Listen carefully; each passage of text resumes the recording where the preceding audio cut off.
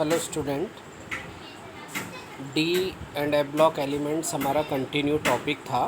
अब कुछ एक पॉइंट्स में स्किप कर रहा हूँ और उसके अलावा हम डायरेक्ट पॉइंट्स पे आ रहे हैं। जैसे आपको स्क्रीन पे विजिबल हो रहा होगा, इट इज़ मैग्नेटिक प्रॉपर्टी।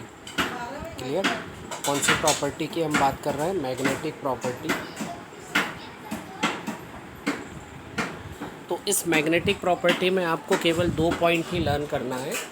पहला पॉइंट तो ये है कि आप थोड़ा सा 11th का रिकॉल करो अगर, तो 11th क्लास में हमको क्या देखने को मिला था कि कोई भी एलिमेंट है अगर, वो आइदर पैरामैग्नेटिक हो सकता है या क्या हो सकता है, डायमैग्नेटिक हो सकता है। ठीक है, तो सिंपल आपको इलेक्ट्रॉनिक कन्फिग्रेशन लिखने हैं और इलेक्ट्रॉनिक कन्फिग्रेशन लिखने पे अगर आपको अनपेयर इलेक्ट्रॉन मिले तो उसको हमको क्या बोल देना है? पैरामैग्नेटिक। वेरेस अगर आपको पेयर इलेक्ट्रॉन मिले तो उसको हम क्या बोल देंगे? डायमैग्नेटिक बोल देंगे। क्लियर? सिंपल। अब देखो इसमें क्वेश्चन किस टाइप से आएंगे, उस क्वेश्चन को हम डिस्कस कर देते हैं। पहले तो ये आपकी एक अल्टीमेट थ्योरी है, ठीक है। अनपेयर इलेक्ट्रॉन अगर है तो पैरामैग्नेटिक, पेयर इलेक्ट्रॉन है तो डायमैग्नेटिक।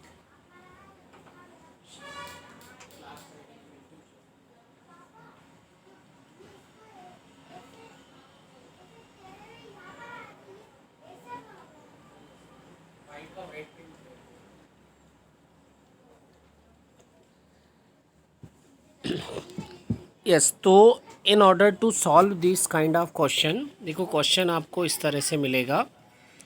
क्वेश्चन आपको ये दिया हुआ है, calculate magnetic moment of divalent aqueous solution of its atomic number 25। ठीक है, तो आपको क्वेश्चन किस तरह से सॉल्व करना है वो मैं चेक करा रहा हूँ। आपको दे दिया है एटॉमिक नंबर क्या है? 25। ठीक है, अब जिन बच्चों ने कल का वर्क पूरा कंप्लीट करा होगा वो तो समझ गए हैं कि 25 मीन्स अपन किसकी बात कर रहे हैं? मैग्नीज़ की। तो आपको फटाफट क्या करना है? मैग्नीज़ का इलेक्ट्रॉनिक कन्फिग्रेशन राइट कर देना है। तो जब आप मैग्नीज़ का इलेक्ट्रॉनिक कन्फिग्रेशन लिखोगे तो बच्चों मैंने आपसे कहा था कि मैं आपको एक ट्रिक बता दूंगा, ठीक है।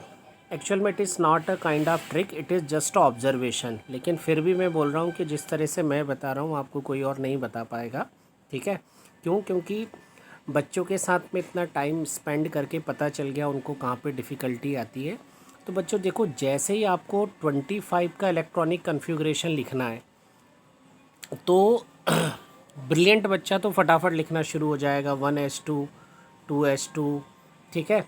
आई होप आप लोगों ने लिख भी लिया होगा। लेकिन हम बात कर रहे हैं थोड़ा सा स्मार्टली। आप क्या कर सकते हो? You have to write just only 3D and 4s।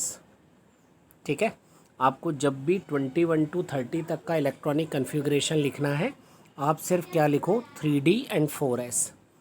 फिर ये जो नंबर है ये 2 पे पहुंचा दो, ये जो नंबर है ये आप किस पे पहुंचा दो? 5 पे पहुंचा दो। ठीक है, तो इस तरह से आपका कन्फिग्रेशन हो गया।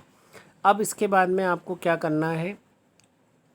डी में ऑर्बिटल्स ड्रॉ करने हैं। ये 5 ऑर्बिटल हो गए, एस में क्या हो गए? 2 ऑर्बिटल्स हो गए। ठीक, अब अगर हमको इलेक्ट्रॉन की फिलिंग करना है तो ये 1 electron, 2 electron, 3 electron, 4 electron, 5 electron और ये एस के 2 इलेक्ट्रॉन।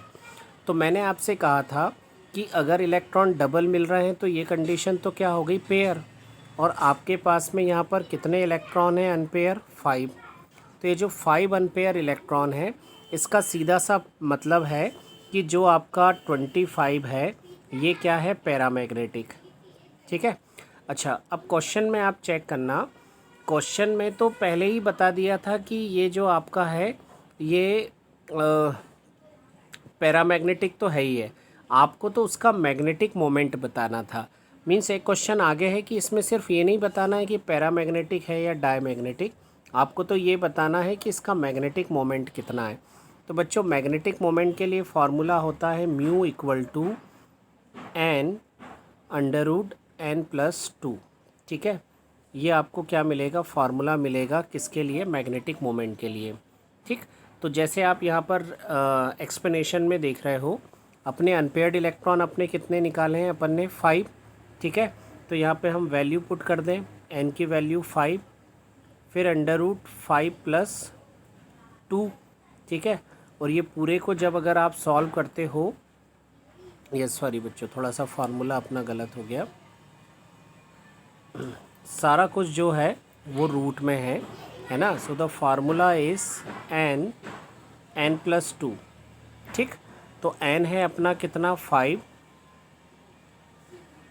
+ 2 क्या हो गया 7, तो 7 5 जा हो गया 35, ठीक है। तो अंडर रूट ऑफ 36 होता है 6, तो ये आंसर आपका 6 से थोड़ा सा छोटा कितना आ गया 5.9 आ गया, ठीक है। तो इस तरह से इस टाइप के क्वेश्चंस आपको रहेंगे जो आपको क्या करना पड़ेगा, सॉल्व करना पड़ेगा, ठीक है। अब जैसे चेक करो, आपको ये इंटेक्स्ट 8.8 है ना, ये भी मैं आपको सॉल्व करने के लिए बोल रहा हूँ, ठीक। तो जैसे आपको मैंने कहा है बच्चों की हमेशा आप क्लास शुरू करने के पहले आपके पास में पेपर पेन होना चाहिए, ठीक है। तो आप मेरा वीडियो पॉज करो और 27 के लिए सॉल्व करो, ठीक। आई होप आपने सॉल्व कर लिया होगा, ठीक है। अब मैं तो इतनी देर वीडियो पॉज नहीं कर सकता हूँ, ठीक, अदरवाइज़ आपके डेटा का प्रॉब्लम रहेगा। सो आपको मैंने कहा है इस बार 27। अब यू हैव अ ट्रिक, अब आपके पास में ट्रिक है।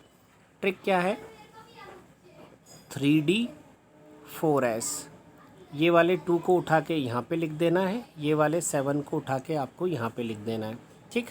तो इस हिसाब से अगर आप करते हो तो S में तो आपके कितने इलेक्ट्रॉन हैं। हाँ, वन मोर थिंग, जल्दी कभी नहीं करना है, ठीक है। जस्ट चेक हियर, यहाँ पर Mn के ऊपर कितना चार्ज दिया हुआ है +2, दैट मीन्स आपको 2 इलेक्ट्रॉन अभी रिमूव करना है, ठीक है। तो जैसे ही आपको M+2 मिला मीन्स 2 इलेक्ट्रॉन निकालना है, तो ये 2 इलेक्ट्रॉन आपके कहाँ से निकलेंगे, S में से निकलेंगे। तो आपके D में कितने इलेक्ट्रॉन बच गए 7। अब देखो बच्चों, एक गलती ये हो जाती है कि जैसे ही आपने कहा D7 तो आप कह दोगे इसमें 7 अनपेयर इलेक्ट्रॉन है, ठीक है। बट नहीं, आपको इसको ऑर्बिटल के अंदर डाल के देखना है, ठीक है। तो ऑर्बिटल में जब आपने इसको डाल के चेक किया तो 1 2 3 4 5 6 7 आपके पास में अनपेयर्ड इलेक्ट्रॉन कितने मिले 3। अब फार्मूला हम लगा देते हैं। फार्मूला क्या है हमारे पास में, that is mu equal to √n n+2, ठीक है। n की वैल्यू हो गई आपकी 3, तो 3 + 2 5 √15। देखो अगर 16 होता तो आंसर क्या आ जाता 4 से थोड़ा सा छोटा 3.96 के लगभग आपका क्या हो जाएगा, आंसर हो जाएगा। तो इस तरह से मैग्नेटिक मोमेंट के क्वेश्चंस हैं जो आपको आ सकते हैं एग्ज़ाम में, वो सॉल्व करना है, ठीक है। तो की पॉइंट क्या है, मैं एक बार और बता रहा हूँ, अगर इलेक्ट्रॉन अनपेयर हैं तो पैरामैग्नेटिक, अगर पेयर हैं ऐसे तो डायमैग्नेटिक, और अगर अनपेयर हैं तो अनपेयर के लिए म्यू का फार्मूला √n n+2, ठीक है। और आपसे गलती कहाँ पर हो सकती है, D6 का मतलब 6 अनपेयर्ड इलेक्ट्रॉन नहीं है, इनको आपको ऑर्बिटल के अंदर पुट करके चेक करना पड़ेगा। ओके, आई होप आपको मेरी बात क्लियर हुई होगी, ठीक।